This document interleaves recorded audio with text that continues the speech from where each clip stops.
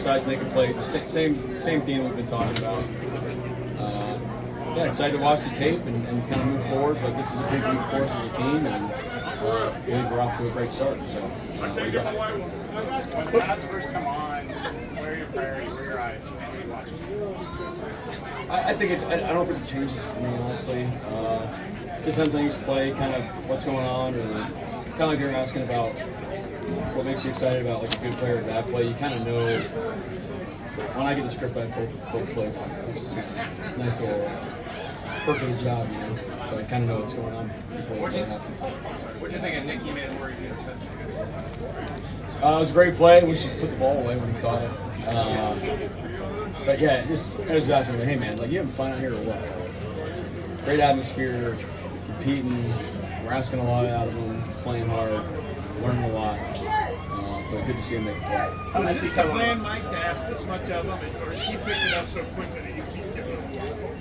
Yeah, I think he's earning what we give him. I don't think we're trying to intentionally overload him. I think we're just going at the pace that he's able to pick up. So shout out to him and our coaches about getting him ready. We'll see. I mean, today's not necessarily live yet, but as we get into preseason games and how he retains it, we feel like we do well. We're going to have to start making those decisions later on in camp as we start the season. What can you tell us about Kenny McIntosh and what his situation is? Yeah, it's obviously really unfortunate. We love Kenny, but it's an ACL. What he needs from us is our support, our prayers. It's gonna be a tough road, but he's the man for the job, and our thoughts and prayers are with him. But he's gonna need our help. He's gonna have surgery here pretty soon. How do you feel about you already got that behind you, like David and George? Well, we love the guys we have, and so that's a positive. I don't think you're always saying. It's hard to say you're always deep in any position at any given point because you know how fast these things can happen. So, but Damien had a good day today. George has been doing a great job. So, just excited about those guys. What is it about Damien Martinez that kind of stands out for you? I think today was his best day he's had. Staying off the ground, seeing the runs. I had a feeling that you would show up a little bit more in the Pats, so hopefully that trend continues. Like the defense looked like they're a little bit more selfish. Was that a fair assumption? They looked a little faster? Yeah, we started practice the right way today, which was good. We haven't done that every day on defense, so that was nice. So offense needs to respond tomorrow because they didn't start fast enough today. Mike Morris had a big play early there that we saw, but just in general, have you seen him? I mean, he's kind of his role. Well, this is where he needs to prove his worth when we're in pads, and there's a big role for him that we expect out of him. We got a vision for him, and he's on his way to make it come to life. But he's in a battle too. There's some other teams that have talked to coaches that talk about that they use data and measurement out there to have a standard that they're looking for their players, and they tell players about it. Do you guys use data in that way and reflect it back to players after practice? I find sometimes the top speeds are a little misleading. I mean, if you have a Mike Backer, he's making every play between the paint. His top speeds are really good. So it's different for like some skill guys. We're tracking like player load management all the time, and that has a huge part of how we design practice and how we manage reps and things like that. But it's not necessarily like a standard criteria for it. With the preseason game approaching, what's something that you focus on in aspects of the game this week to just get the team right before that first game of preseason? I'm sorry, can you repeat that? What are some aspects of the offense or the defense that you need to kind of focus on before the first game of preseason as that approaches? Yeah, I'm not thinking in terms of the timetable before the preseason game. We're really thinking through the lens of, hey, this is a big week. Pads are finally on. We've just gone the last 4 months of saying, hey, when the pads come on, when the pads come on, when the pads come on.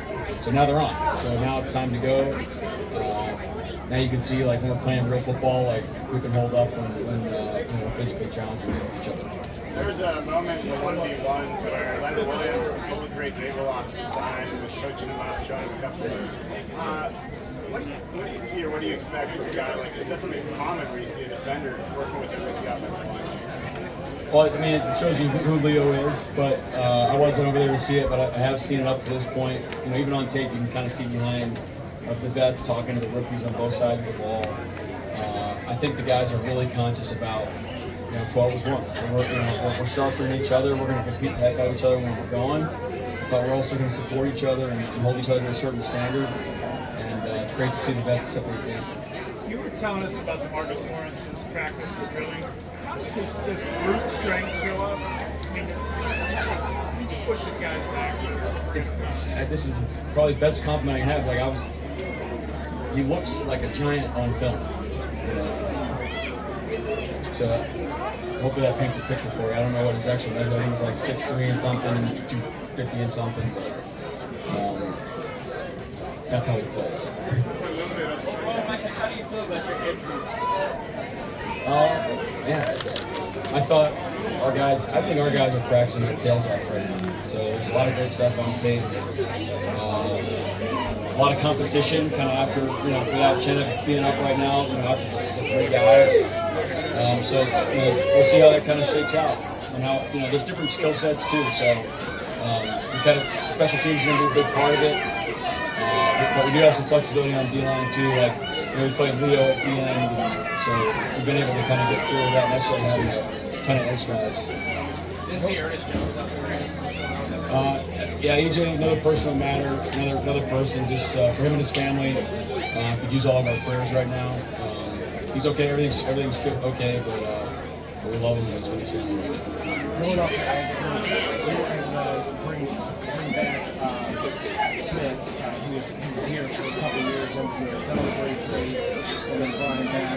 Tyreek Smith. Yeah, Tyreek. You brought him back, and then he signed back for another contract. What have you seen since you've been here from him in terms of progress and what he thinks in this season? Well, I think he's confident in the scheme and what we're asking him to do. It's tough to come in kind of after camp when all the install is done and we're in game mode and you're kind of playing catch up on how we do things all the time. So, going through the whole offseason program, playing way more decisive than we saw. I mean, he's done he's a physically gifted guy, really talented, but playing within the scheme and making those decisions has been fascinating for him. So that's encouraging. Kobe's a guy you seem to really enjoy talking about last year, so he kind of made the progression again. How do you see him this year, where he's coming in kind of more into the sound and kind of done what he did last year? His platform's a little different, but he's always been a really confident guy. He's an ultra competitor. His communication skills are on point. He just takes so much pride in his work, how he communicates the defense. It's really important for him and Julian on kind of being on the same page. And so, Spoon's part of that, kind of the whole thing as well. And the backup safeties are doing a tremendous job. When they take so much pride, just how we get things right, how we can manipulate and work within the system to put ourselves in position to make plays, and they share the same excitement as the coaches and the enthusiasm day in day out. Sets the example for the rest of the defense, the rest of the team. So yeah, he's doing a great job. Did you feel Robbie used Lucas in the run game today with the pads on? I gotta watch tape, but right now, no. Like in terms of setting examples.